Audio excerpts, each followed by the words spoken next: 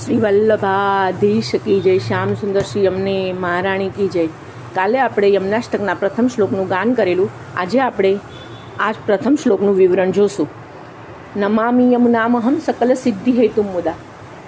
નમામિ એટલે નમન કરું છું, યમુનાજીને હું નમન કરું છું. કોને? સકલ સિદ્ધિના કારણરૂપ એવા યમુનાજીને હું નમન કરું છું.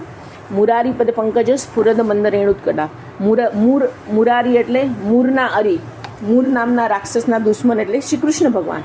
મુરારી પદ પંકજ, જેમના પંકજ એટલે ચરણની રેણુ, જેમાં અધિક સ્ફુરાયમાન છે, ઉત્કંઠ છે એવા સ્ફુરદ મંદરેણ. તટસ્થ નૌકાનન પ્રકટ મોદ પુષ્પાંબુના.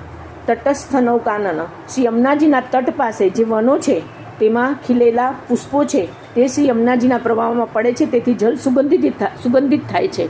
સુરાસુર સુપૂજિત સ્મરપિતુ શ્રી બિભ્રતિમ.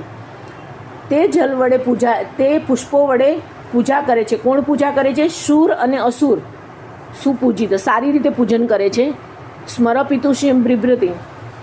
સુર એટલે કે મહાનુભાવવાળા ભક્તો અને અસુર એટલે સાત્વિક દૈન્ય ભાવવાળા ભક્તો વડે પૂજાયેલા સ્મરપિતુ શ્રી બિભ્રતિમ. સ્મરપિતુ એટલે સ્મર એટલે કામદેવના પિતા, પ્રદ્યુમનના પિતા, અલૌકિક કામદેવના જનક, જેમની શોભાને ધારણ કરનારા શ્રી યમુનાજીને હું નમન કરું છું.